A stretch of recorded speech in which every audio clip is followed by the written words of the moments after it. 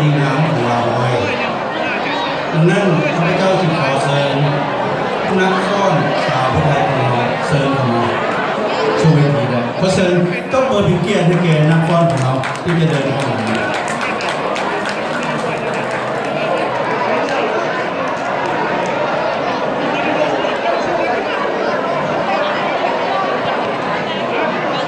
ผู้ไทยพุทธปนเกิดประเทศเขาวัดพระพุทธเกิดพุทธถือวัฒนธรรมลาวแล้วก็ไปร้อยจะได้เสนอสื่อของนักฟ้อนของเราคือมาทางเรื่องนี้อาจจะแม่ผู้ไทยมาจากเมืองเวคือเมืองเวเลยโนของเราแต่ว่าผู้ไทยแท้มาจากบ้านเมืองเวเรื่องนี้อาจจะเป็นผู้สาวผู้ไทยมาจากเมืองวังอ่างคำคือเซโกของเราทั้งสองจะเป็นผู้ไทยเราดังนั้นร้อยจะเสนอสื่อจากทรายไปหาผู้ที่หนึ่งปีนางบัวแก้วสารวงศ์เครื่องหัวหน้าคณะก่อนต้องมีเกียรติผู้ที่สองยานำประกายของวงประจันทร์ขึ้นร้องประจำที่หนึ่งผู้ที่สามยานามดวงมาลาราชบุรีผู้ที่สี่ยานามสุขะสุนทิราชผู้ที่ห้ายานามบุญยงมนตรีร้องหัวหน้าคณะผู้ที่หกยานามคำพลภูเวียงคืออาจารย์สอนฟ้อนและแต่งเครื่องเพราะว่าผู้ไทยแท้ของแท้ไม่เทียมเกียรตินางน้อยกุหลาบสวรรค์คือนักร้องประจำท้องถิ่นของเราแก่ยานางสีมอนละวันเก้ายานางตุนจันโห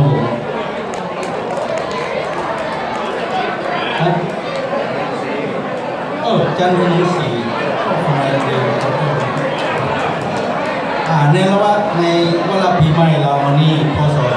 2559ข้าน้อยขออวยชัยให้พรแด่ทุกทานที่มาร่วมในงานในค่ำคืนวันนี้ขอจงได้รับพรทิพย์พรแก้วอันประเสริฐทุกทานจงมีแต่ความสุขกายสบายใจพร้อมนี้ข้าน้อยขอมอบ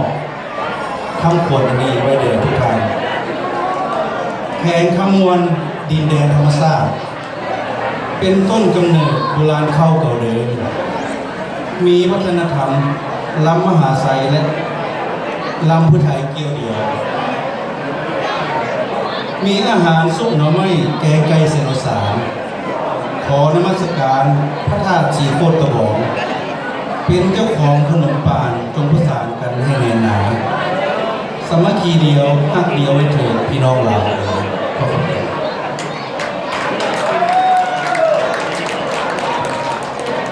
ต่อไป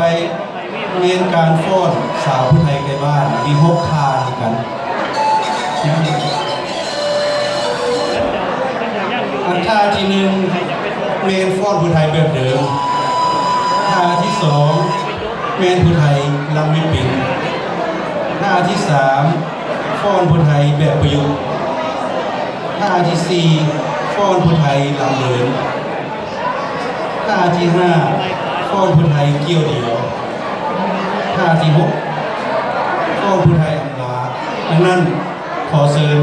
ท่านผู้มีเกียรติขอชมในการฟ้อนของผู้ไทยบ้านเราขอเชิญครับ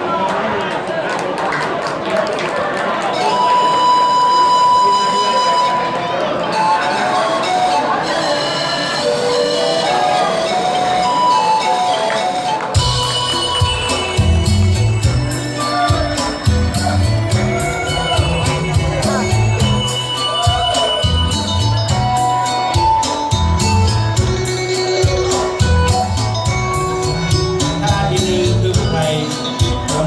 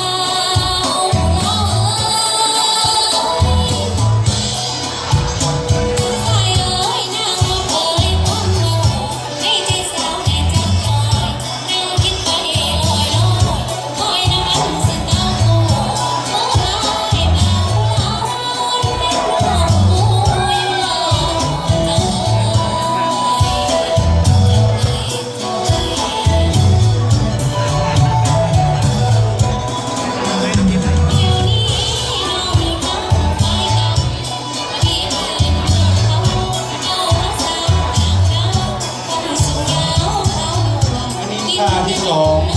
นักผู้ไทยเป็นปิง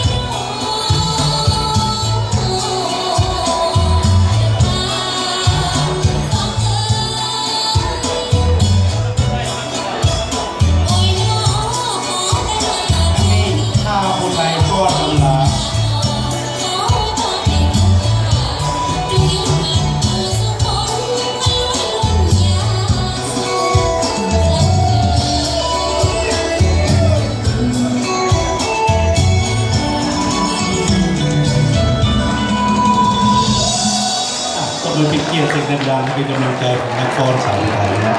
ขอเชิญกลับขึ้นมาอยู่บนเก่าเลยกลับขึ้นมาเถอะ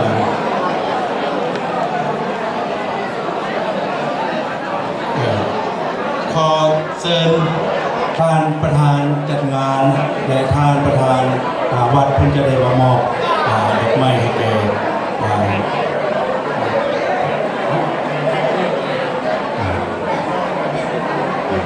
ดอกไม้คนละแบบประธานจัดงานกับประธานบัตรครับ